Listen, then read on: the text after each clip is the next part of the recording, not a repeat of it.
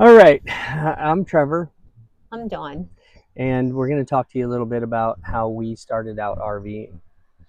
We started off in 2015 in a tent on an air mattress. Yep, and we decided that that wasn't what we wanted to do. We thought there's got to be a better way to do this, so we decided to rent a few RVs for a Try while, them out. so we knew what we wanted. We did that for about 2 years. So it led to us buying an RV, a 30-foot C Quantum. It was nice. It had everything we thought we needed. However, We bought a toy hauler, 27-foot Gray Wolf. That was our number 2 RV after our motorhome, and that didn't really work out like we had planned. And as we traveled around, we thought maybe we need something different. What really kicked it off was we went to your favorite beach campground, which was Beverly Beach Camp. Yep, it was right on the water, and we stayed there for a week. And then after we left there, We headed straight down to the Keys and we stayed at Boyd's Campground. yep, and that was Boyd's Campground. It's in Key West. And because we had the toy hauler, we had our golf cart with us. And so we took our golf cart right into Key West every day. And it was really a fun time. But then, as everything, the good time had to end. So I asked, why are we going home?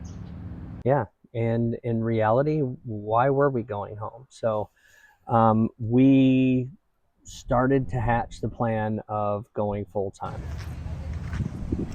So we came up with a plan. Trevor had to figure out our budget. Yep, we had to figure out the budget, which included, do we sell the house? Do we keep the house and rent it out? What are the different options that we had available to us? And It took us a little bit. It didn't happen right away. no, we lived right on the water in Florida. We had a boat on a boat lift.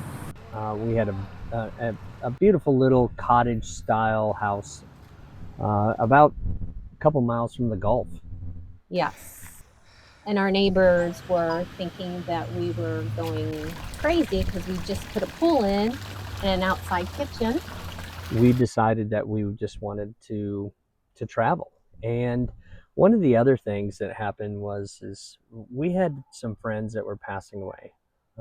Yes, in our motorcycle group. So that started making us think each time that we would lose somebody, um, you know, God doesn't promise us tomorrow.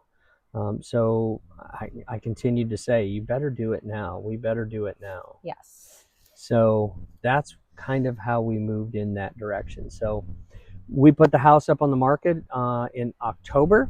We started selling things and giving away a lot of stuff, and it was just stuff. What was really good about that was that it made us realize that all of the stuff we had was really just things. It was things that we could part with, and the things that we couldn't part with, we decided to put into a storage unit. Yes, we do have a storage unit.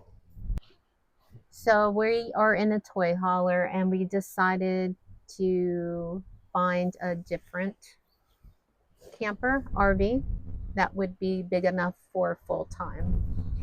Yeah, and so we started looking around, and we really liked the idea of the diesel pushers.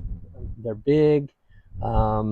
They allow you to have some good space, and that was kind of how we started out. And I wouldn't say started out full time in it. We started out just traveling because we had the ability to, because we were selling the house. So we thought, well, let's just start traveling a little bit here and there while the house is on the market. Did a lot of research. Yep. And when all was said and done, we got to a point where we realized that we needed to have um, a little bit more in an RV. We needed 2 bathrooms. We wanted a bigger closet. We needed good storage to carry the things that we were going to carry because we were going to be full time. So the next step was that the house Did sell. ended up selling. Yep. Yes. So with that money, we decided to buy a half an acre right next to our daughter's Yep. house. So we bought a half an acre of vacant property that would allow us to park the RV and have a place to keep it. And it would also give us a place to come during the winters because you don't want to be driving around in a 40-foot RV on an icy road. So we've decided that we will spend the winters in Florida. Yes. And that's only for a few months. It's not a whole 6 months. Right. It's about 3 months. I mean, winters in Florida. And when we are in Florida, we will camp. We won't just stay in one place because Florida is a beautiful state and there's a lot of places to visit. There really are. There's so many different state parks that are there. And even in the winter, you can camp and still have a great time because there's a lot of places to do it. But remember, during the planning, I had to stop work. I retired. Trevor is still working, but he works from home and he uses Starlink, which we've had for 2 years now. Yeah, we've had that for maybe almost a little longer than 2 years, 2.5 years. Before he decided to use Starlink, we tried others. We did. We tried Verizon and the hotspots. And while they worked good, there were places where the Verizon signal was not that good. We also tried AT&T and their hotspots, and even though we were right next to towers and everybody said, "Oh, AT&T is going to work great when you travel," it didn't work as either.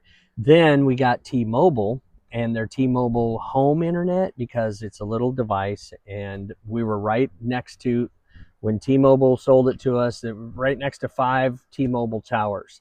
We got it. We couldn't get more than LTE. And I know that for a fact I need 12, at least 12 megabits down and 4 megabits up in order to do Zoom calls. That's not a very high bar to pass, but with LTE, you can't get that. With LTE, it's not enough. So he did a lot of research and we ended up getting Starlink. We currently have a Generation 2 Starlink, and we're on what's called the Roam plan. And while it's expensive, it handles all of our internet needs. We stream on our TVs, 3 TVs we stream. We run 3 computers, laptops. Plus we have security cameras. Both of our phones, our Alexa, our security cameras. We have, we run at least 2 security cameras all the time, one on the inside and one on the outside. However, when we're on our home base, we run more cameras. When we're on our home base, we run, 4 cameras? Yes, we have a few outside. And still, even when we're on our home base, we're on our Starlink. So. Yes, so it works pretty well compared to the other ones that we tried.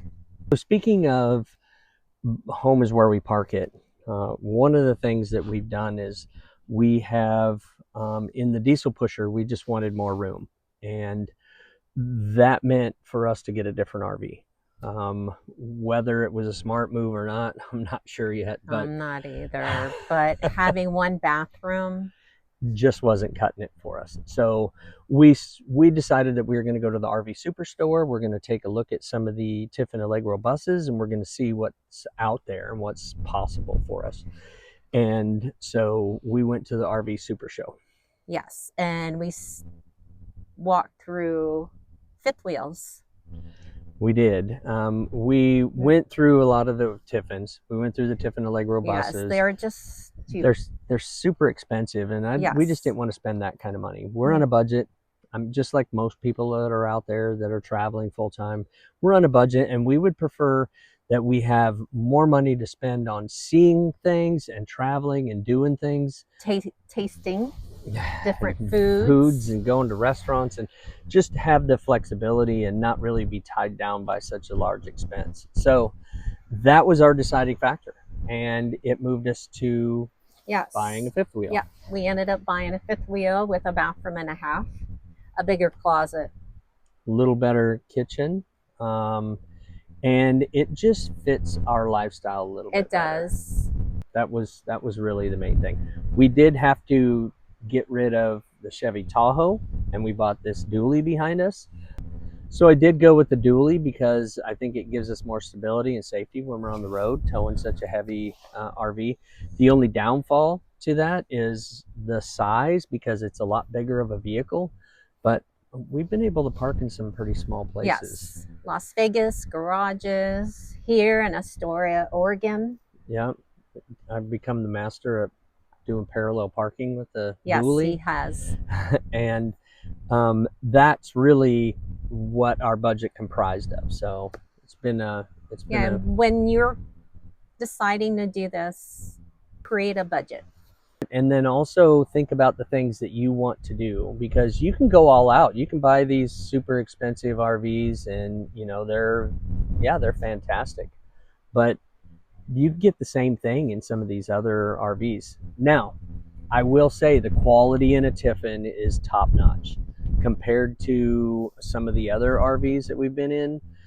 There is definite differences in quality, but I also have to say, like I tell everybody, new does not equal no issues. Nope. You're going to need tools. You're going to have things that need to be fixed. I mean, we broke an axle. I've had some water leaks that have happened. I've broken a latch or two. So there's things that happen and you just have to fix them. I've lost the foot pads for the leveling. All right, so now we have this. So there is one thing that's an important part of this, and it's planning. Yes, plan. That's why we have RV Life Pro. Yep. This isn't an ad for it, but we can save you 25%. There's links on our website, so you get 25% off the annual membership. And we've been using that since for 2 years. Mm-hmm. We use it for routing out our entire location, where we're going to head to, our entire route, with the big spots. Like we want to go from Florida to Georgia to Ohio to South Dakota to Wyoming to here. And we put those spots in, and then we fill it in based on how far it lets us travel. And if we do that, it helps us to understand where we need to stop. For gas. It finds the gas for us, and Trevor and I decided we should just drive no more than 5 hours per day. Yep. And you can set the limit to that. Yeah, so when we set our limit for 5 hours, it gives us a diameter, and so we say we're here and 5 hours is here. We find a spot within that diameter. Yeah, so it shows you all the camp spots. Yep. The other thing is we try to only travel about 2 hours per stop, if you will, or per leg. So we'll travel 2 hours, we'll travel another 2 hours, and then we only got about an hour left. And that's also where we can stop and let Lucy and Ethel go to the bathroom. And it's usually a gas station. Us go to the bathroom. We can do fill-ups. And another way that you can save money is making your own food, as in like sandwiches, which our fifth wheel has an outside kitchen with a fridge, and I pack sandwich bread and cold cuts, drinks, chips. So when we do stop to get gas, he pulls over after pumping gas, and I would go out there, make our sandwiches, sit back in the truck, we'll sit a little while, eat them, and then take off. That's really how we got to where we're at now. And if you have any questions, you can email us or send us a message. Our website's pretty easy. It's worriesempty.com. Just like it sounds, just like it's spelled. And it's also worriesempty@gmail.com, and you can reach directly out to us, and we'd be glad to help you with any questions you might have if we know the answer. We're not experts, but if we don't know the answer, we will find the answer. Yeah. So that's our whole story of how we got to where we're at. So if you are interested in doing this, there's a lot of things to think about. We hope we've kind of given you a rundown of what we've done. Yes. So if you have any questions, any comments, remember, reach out to us.